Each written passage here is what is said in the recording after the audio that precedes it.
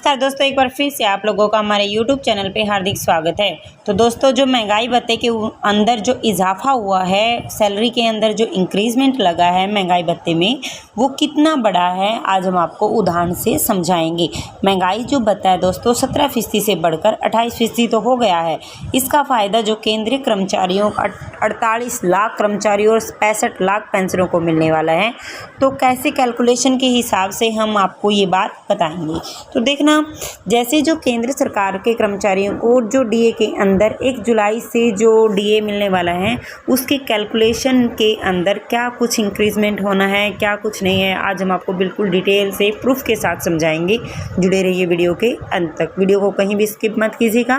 Video को start करने से पहले दोस्तों आप लोगों से रिक्वेस्ट है, अगर आप हमारे चैनल पे फर्स्ट टाइम विजिट कर रहे हो तो चैनल को सब्सक्राइब कर दीजिए, साथ ही साथ बेल आइकन को भी बजा दीजिए, ताकि गवर्नमेंट से रिलेटेड, कर्मचारी से संबंधित, पेंशनरों से संबंधित जितनी भी न्यूज़ आती है दोस्तों, उसका नोटिफिकेशन आपके पास तुरंत पहुंच के। तो करते हैं वीडियो को स्टार्ट बिना किसी देरी के। तो दोस्तों, जैसे कि मान लो कि आपकी जो बेसिक सैलरी है 15,000 रुपये है, तो महंगाई भत्ता अगर 17% के हिसाब से लग रहा है तो वो 2,550 रुपये के अकॉर्डिंग लगा था। लेकिन अब जो महंगाई भत्ता जो बढ़ के 28% तक हुआ है वो 4200 रुपये हुआ है। कहने का मतलब ये हुआ दोस्तों कि जो इजाफा हुआ है 11% का जो इजाफा हुआ है वो 15,000 रुपये, जिसकी मासिक जो सैलरी थी उसके ऊपर 1,650 रुपये का इजाफा हुआ है। दूसरी बात ये है कि मान लो किसी भी कर्मचारी की जो बेसिक पेमेंट है, जो बेसिक सैलरी है वो 25,000 रुपये है। अगर उसको पहले 17% के हिसाब से तो उसका जो डीए मिल रहा था वो 42,050 रुपये मिल रहा था, लेकिन 28% के अकॉर्डिंग उसका 7,000 रुपये बनता है। लेकिन अब बात आई कि इजाफा कितना हुआ, कि उसको प्रॉफिट कितना हुआ है। उसको प्रॉफिट 2,750 रुपये यानी 2,750 रुपये का इजाफा हुआ है। तो मान लो किसी भी कर्मचारी की 40,000 रुपये सैलरी है, तो उसके 17% के हिसाब से अगर हम देखें तो उसको 6800 रुपये डीए के रूप में मिलता था। अब जब 28% हमारा डीए पहुंच गया है तो 11,200 रुपये बन गया है। तो इजाफा जो इसके अंदर हुआ है वो 4400 रुपये का हुआ है दोस्तों। तो कहने का मतलब क्या हुआ, जो लंबे समय से महंगाई भत्ते का जो इंतज़ार कर रहे हैं कर्मचारी और पेंशनर के लिए, जो बुधवार को बड़ी राहत वाली खबर आई है।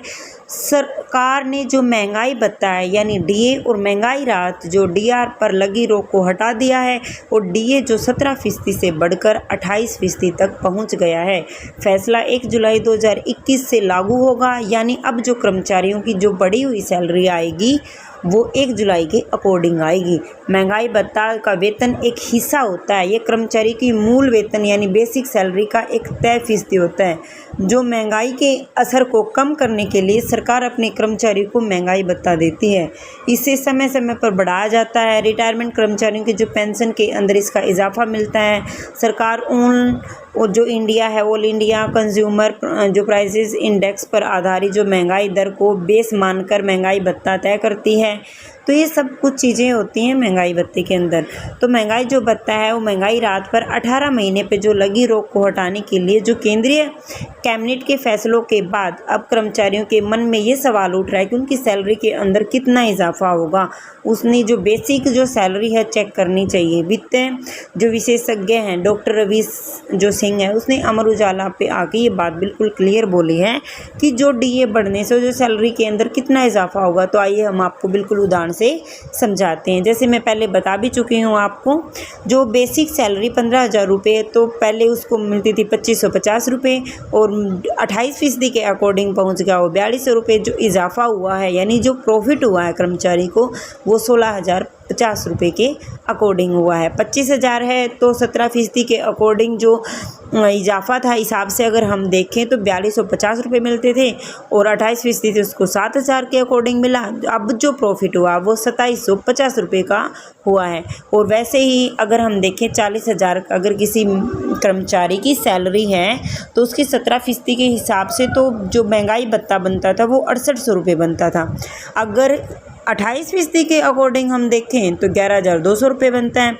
लेकिन जो प्रॉफिट हुआ है वो 4,400 रुपये का हुआ है। जनवरी 2020 में जो केंद्रीय कर्मचारी का जो डीए था 4% बढ़ा था, इसके बाद जो 6 माही आया है जून 2020, उसमें जो 3% का जो इजाफा हुआ था और जनवरी 2021 में ये 4% और बढ़ा है।